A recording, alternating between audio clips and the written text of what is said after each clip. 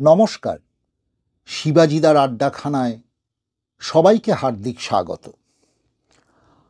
আজকের আড্ডাটা আমার বাংলাদেশি ও ভারতীয় সনাতনী হিন্দুদের সাবাস বা বাহবা দেওয়া নিয়ে যে কমেন্টগুলো এসছে তার একটা কমেন্টকে নিয়ে। দোলন চক্রবর্তী 9345 লিখছেন, দাদা আসলে দেওয়ালে পিঠ ঠেকে গেছে, আর উপায় নেই, আভি নেহি তো কভি নেহি। তবে একথাও সত্য, দীর্ঘদিনের ভদ্রতার সোকল্ড ভদ্রতার প্রতিফলন এটা। সেকুলার আর সহনশীলতা দেখাতে দেখাতে আমরা কাপুরুষে পরিণত হয়েছি। সময় হয়েছে পুরনো মরচে ধরা জংকে পরিষ্কার করে নতুন করে শান দেবার। তবে প্রশ্ন হলো, এর সমাধান কি?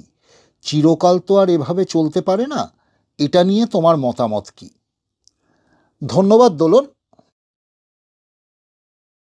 কথা অনেকগুলোই উঠে আসে। এই মতামতের একটা অংশের সঙ্গে আমি নিশ্চয়ই একমত যে আমরা সহনশীলতা, ভদ্রতা, এটার সঙ্গে কাপুরুষতার তফাৎ ভুলে গেছিলাম আমাদের নিজেদের জাতীয়তাবোধ, নিজেদের কালচার ইত্যাদি ইত্যাদি। ফলত এই দীর্ঘদিন ধরে ঘটনাটা ঘটে আসতে পেরেছে, এটার ব্যাপারে আমি একমত। কিন্তু শেষ যে কথাটা, যে এর সমাধান কি, এর সমাধানটা খুব শান্তভাবে সমস্যার কারণটা বুঝতে চেষ্টা না করলে হবে না। আমি একটি দেশ কিভাবে বা একটি সমাজ কিভাবে ধাপে ধাপে অন্ধকারে নেমে যায়, আমি সেটির একটি প্রত্যক্ষ উদাহরণ দেখতে পাচ্ছি আজকের বাংলাদেশকে দিয়ে। এবং আমাদের পশ্চিম প্রান্তের যে প্রতিবেশী পাকিস্তান, তার ক্ষেত্রেও যা হয়েছে, বাংলাদেশের ক্ষেত্রেও তাই হচ্ছে। কি হয় আমরা দেখে নিই। এই সমস্ত ঝামেলাটার শুরু হয়েছিল, অর্থাৎ প্রকাশিত হয়েছিল ছাত্রদের কোটা বিরোধী আন্দোলন নিয়ে শেখ হাসিনা সরকারের আমলে বা আওয়ামী লীগের আমলে বাংলাদেশে। এই আন্দোলন ধীরে ধীরে পরিণত হলো হাসিনার গদি ছাড়ার বা পদত্যাগের আন্দোলনে। তার সঙ্গে এই আন্দোলনের ফলে যেটা দেখা গেল, বাংলাদেশের ইতিহাস, বঙ্গবন্ধুর ধানমন্ডির বাড়ি জ্বালিয়ে দেওয়া, ভাঙচুর, বঙ্গবন্ধুর মূর্তি ভাঙচুর, বহু প্রাচীন দলিল প্রামাণ্য নথিপত্র নষ্ট করা, বঙ্গবন্ধুর ছবি সরিয়ে দেওয়া বিভিন্ন দপ্তর থেকে, এই সমস্তটা একই সঙ্গে আবার উঠে এলো জাতীয় সঙ্গীত নিয়ে প্রশ্ন, রবীন্দ্রনাথের গান জাতীয় সঙ্গীত হতে পারবে কিনা ইত্যাদি ইত্যাদি। এবং এইগুলো যত এগিয়েছে, ক্রমাগত এই আন্দোলনের মুখোশ পড়া ইসলামী কট্টরপন্থীদের যে দবদবাটা, যে কন্ট্রোলটা তারা দেশের ওপরে চাইছে, সেই কন্ট্রোলটা পাবার ইচ্ছা, ক্ষমতা লাভের ইচ্ছা, এটা ক্রমশ সাধারণ মানুষের কাছে প্রকাশিত হয়ে পড়েছে। এখন প্রশ্ন হলো, যে ঢাকা বিশ্ববিদ্যালয়ে ছাত্রদের নিয়ে তৎকালীন পূর্ব পাকিস্তানে ভাষা আন্দোলনের শুরু, এইরকম একটা জাত। যেহেতু বাংলাদেশে 90% মুসলমান, তাই আমি বলছি একটা জাত তারা এরকম ভাবে ধর্মান্ধ কট্টর মৌলবাদী হয়ে গেল কি করে? যেখানে সংস্কৃতি মনস্ক মানুষ রাহুল আনন্দ, তার বাড়ি আগুন জ্বালানো হলো, তার বাড়ির নিজের হাতে তৈরি 200-রও বেশি বাদ্যযন্ত্র ভাঙচুর করা হলো, এগুলো সবই যে ইসলামী কট্টরপন্থী মনোভাবের প্রকাশ, এ বিষয়ে কোনো সন্দেহ নেই। কিন্তু এটা হলো কেন? এটি হচ্ছে মূল প্রশ্ন। এই ঢাকা বিশ্ববিদ্যালয় বা অন্যান্য বিশ্ববিদ্যালয়ের ছাত্রদের এই অধঃপতন কেন? আজকে যদি পাকিস্তানে দিকে তাকানো হয়, তাহলে তাদের স্কুলের যে পাঠ্যপুস্তকগুলো, এই পাঠ্যপুস্তকগুলোতে তাদেরকে পাখি পড়ার মতো গেলানো হয়, ভারত हमारे दुश्मन देश, हिंदुस्तान हमारे पहला नंबर दुश्मन है, কাশ্মীর হামারা হ্যায়, এই কথাগুলো তাদেরকে পাখি পড়ার মতো গেলানো হয়। ফলত তারা কিছু বোঝার আগেই কতগুলো ভুল ইতিহাস, ভুল তথ্য, ভুল দৃষ্টিভঙ্গি, ভুল আমি দু অর্থে বলছি। এক, যার সঙ্গে প্রকৃত তথ্যের কোনো মিল নেই সেই অর্থে ভুল, এবং সেই সমাজ এবং সমগ্র মানব সমাজের জন্য ক্ষতিকর সেই অর্থেও ভুল। এই ধরনের কিছু তথ্য তাদের মাথায় ঢুকিয়ে দেওয়া হয়। হিন্দু হামারে দুশ্মন হ্যায়। এখন কথা হচ্ছে, এই ভুল ইতিহাস পড়ে বিকৃত মনস্ক যে যুব সমাজ উঠে আসে, যেহেতু তারা প্রকৃত তথ্য জানে না, তাই নিজের দেশের ইতিহাসের প্রতি তাদের কোনো শ্রদ্ধা থাকে না। সেই ইতিহাসের যে দস্তাবেজগুলো, যে প্রমাণগুলো, তার প্রতি তাদের কোনো শ্রদ্ধা থাকে না। আজকে বাংলাদেশের নব্য যে প্রজন্ম, যারা বঙ্গবন্ধুর ভাস্কর্য ধ্বংস করছে, যারা রাস্তায় ঘাটে মুক্তিযোদ্ধাদের অপমান করছে, মারধর করছে, তাদের কাছে মুক্তিযুদ্ধের কি দাম আছে? তারা কি একথা একবারও মনে করে যে 30 লক্ষ বাঙালি হত্যাকাণ্ডের দাম হিসেবে, 10 লক্ষ বাঙালি মহিলার ধর্ষণ অত্যাচারের দাম হিসেবে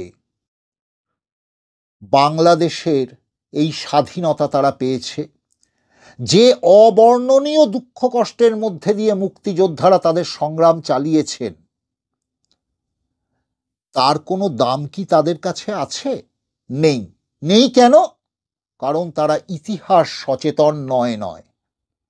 ইতিহাস সচেতন নয় এই জন্য নয়, তারা বিকৃত ইতিহাস পড়েছে, তারা বিকৃত ইতিহাস জেনেছে, তাদের মগজ ধোলাই করা হয়েছে। ফল কি হয়েছে? এর ফল হয়েছে বাংলাদেশে শিক্ষার মান ক্রমশ নেমেছে। আমাকে প্রশ্ন করা হতে পারে, এ কথা আপনি কি করে বলেন? বলি এইভাবে যে এই শিক্ষার পরের এন্ড প্রোডাক্টটা কি বেরোচ্ছে। যদি বাংলাদেশে ভালো চিকিৎসক থাকতো, ভালো চিকিৎসা ব্যবস্থা থাকতো, তাহলে এই পরিমাণ বাংলাদেশকে ভিসা নিয়ে চিকিৎসার জন্য ভারতে আসতে হতো না। বাংলাদেশে যদি উন্নত প্রযুক্তিবিদ তৈরি হতো, সেই শিক্ষা ব্যবস্থা থাকতো, তাহলে আজকে দেশে বিদেশে আমরা তাদের কারুর না কারুর নাম শুনতে পারতাম। শুনতে পাই না তো। শুনি যে আরব দেশগুলো বাড়ির কাজের লোক হিসেবে বাংলাদেশি মেয়েরা সৌদি আরবে গিয়ে সেই বাড়ির কাজ করে এবং অকথ্য অবর্ণনীয় যৌন নির্যাতন এবং অন্যান্য জিনিস সহ্য করে। ছেলেরা গিয়ে আনস্কিলড লেবারের কাজ করে। আজকে এই এন্ড প্রোডাক্টগুলো দেখে খুব স্বাভাবিকভাবেই বোঝা যায় বাংলাদেশের শিক্ষার মান কোথায় গেছে। এই যে দুই উপদেষ্টা বিদেশি রাষ্ট্রদূতদের মুখোমুখি হয়েছিলেন, দুই ছাত্র উপদেষ্টা, কি বা হাসানাত নাসির আহমেদ নাকি সার্জিস কি নাম, এরা ইংরেজিতে কথা বলতে পারে না একটা গ্র্যাজুয়েশন স্টুডেন্ট। শিক্ষার মান কোথায়? তাহলে তাদের তো সবচেয়ে প্রথমে দরকার ছিল শিক্ষার মান কি করে বাড়ে সেই দিকে নিজেদের মনোযোগ দেওয়া। তারা করলেন না। তারা মনোযোগ দিলেন রবীন্দ্রনাথের গান জাতীয় সঙ্গীত থাকবে কি না, সেটা কতটা ইসলামী কতটা ইসলামী নয়, ইত্যাদি ইত্যাদি। এবারে মানুষের মধ্যে যখন শিক্ষা, সুস্থ বুদ্ধি, সুস্থ বিচার বুদ্ধি, সুস্থ চেতনা ধীরে ধীরে অ্যাবসেন্ট হতে থাকে, অনুপস্থিত হতে থাকে, তার জায়গা কি নেয়? প্রকৃতিতে তো কোনো জায়গায় ভ্যাকুয়াম থাকবে না। বাংলাদেশের মাঠে ঘাটে কোটি কোটি টাকা কামানো ওয়াজওয়ালা যে মৌলানা মৌলভী উলেমারা ঘুরে বেড়াচ্ছে, হুজুররা ঘুরে বেড়াচ্ছে, যাদের অজ্ঞানতার সীমা পরিসীমা নেই, গোটা দুনিয়া সম্বন্ধে তাদের কোনো জ্ঞান নেই, বিজ্ঞান সম্বন্ধে তাদের কোনো জ্ঞান নেই, লজিক বলে যাদের মধ্যে কোনো কিছু কাজ করে না, যাদের এক এবং একমাত্র অস্ত্র হচ্ছে ভিন্ন ধর্ম, বিশেষ করে হিন্দু ধর্মকে গালাগাল করা, এটাই তাদের একমাত্র অস্ত্র। এই মৌলানা মৌলভী হুজুরেরা, ওই যে বলেছিলাম না গত ভিডিওতে, চর্ম নাই পীর, এই চর্ম নাই এই ধরনের পীরেদের সংখ্যা বাংলাদেশে প্রচুর এবং তাদের লাখো লাখো ফলোয়ার। এটা মানুষকে ধর্মান্ধ করে তোলে। মানুষ কোনো কিছুকে প্রশ্ন করার ক্ষমতা হারায়, ফলে ধীরে ধীরে তারা মৌলবাদীতে পরিণত হয়। এবং যেহেতু মৌলবাদে যুক্তির কোনো স্থান নেই, সেটা তাদের দাবি প্রতিষ্ঠার জন্য সন্ত্রাসবাদকে তাদের এক এবং একমাত্র রাস্তা হিসেবে বেছে নিতে বাধ্য করে, যেটা বাংলাদেশে হয়েছে। ঠিক একইভাবে ধাপে ধাপে নামছে পাকিস্তানেও, ঠিক যেভাবে নেমেছিল। শিক্ষা নষ্ট হয়ে গেছে, সুস্থ মানসিকতা নষ্ট হয়ে গেছে, বিচার বুদ্ধি নষ্ট হয়ে গেছে, তার জায়গা দখল করেছে গোঁড়ামি, ধর্মান্ধতা। তার ফলে শুরু হয়েছে কোনো একজন শত্রু ধরে নিয়ে, সে প্রকৃতভাবে শত্রু কিনা আমি জানি না, কিন্তু আমি ধরে নিয়েছি এ আমার শত্রু, তার বিরুদ্ধে আক্রমণ, যেখানে পেশি শক্তি এবং পশু শক্তি ছাড়া অন্য কিছুর জায়গা নেই। আজকে খবর বা গতকালকার খবর, গোপালগঞ্জে বাজারে আমি ভিডিওটা দেখছিলাম, মাইক নিয়ে একদল লোক, মাথায় টুপি, মুখে দাড়ি, গায়ে লম্বা লম্বা জোব্বা, যিনি মাইকিং করছেন তিনি যুবক, তার সঙ্গে একটা বাচ্চা ছেলে হেঁটে যাচ্ছে, তারও মাথায় টুপি, গায়ে পাঞ্জাবি, ইত্যাদি ইত্যাদি, মুসলমানি পোশাক, যেটাকে তারা মুসলমানি পোশাক বলেন। তারা কি মাইকিং করছেন? মেয়েরা বাজারে যেন না আসে। এই যে আফগানিস্তানের তালিবানি ফতোয়ার মতো এই যে ফতোয়া বাংলাদেশের সমাজে নেমে আসছে, এর বিরুদ্ধে বাংলাদেশ সরকারের কিছু বলার নেই, কিন্তু প্রচ্ছন্ন মদত আছে। তাদের ধারণায় এটি সুষ্ঠু সমাজ তৈরি করার জন্য প্রয়োজন। তারা মাইকে বলছেন যে আমাদের আখরিয়াতের জন্য, মানে আমাদের পরকালের জন্য আমাদের এই কাজ করা উচিত। আরে নিজে ইহকালে কেমন ভাবে বাঁচবি তার ঠিক নেই, পরকাল এই হচ্ছে মুশকিল। মেয়েদেরকে ঘরে বন্ধ করে দাও, তাদের কেবল সন্তান উৎপাদনের যন্ত্র হিসেবে ব্যবহার করো, কিছু না জেনে মুখে লম্বা লম্বা কথা বলো, নিজেকে নিজে জিজ্ঞেস করো না আমার ক্ষমতা কতটুকু। পাকিস্তানের অবস্থা দেখুন,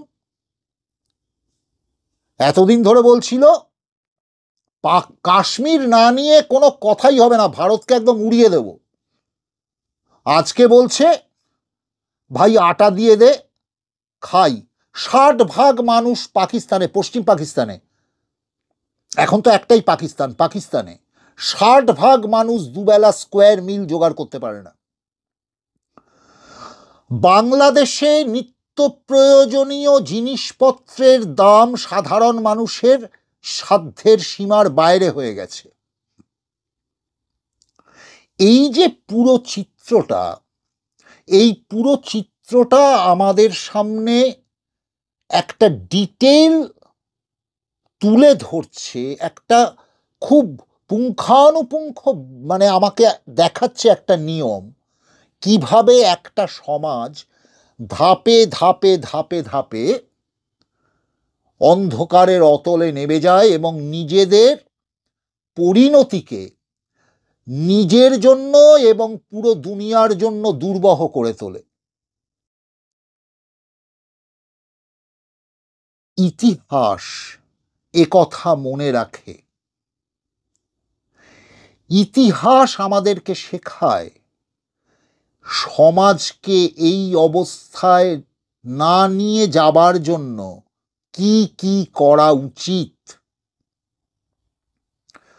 মানুষের যে মূল শক্তি, তার বিচার বুদ্ধি, তার প্রশ্ন করার ক্ষমতা, সেটিকে উৎসাহ না দিয়ে, না বাড়িয়ে, অমুকে বলেছে অতএব আমি এটাকে ধরে নেব আর সেটাকে কোনো প্রশ্নই করব না, এটা মানুষকে এক জায়গায় স্থবির করে দেয়। মানব সভ্যতার ক্রমাগত অগ্রসরমানতাকে, এগিয়ে চলার যে টেন্ডেন্সি আছে মানব সভ্যতার, তাকে রুখে দিয়ে ক্রমাগত তাদেরকে পেছনে ঠেলতে থাকে অন্ধকারে।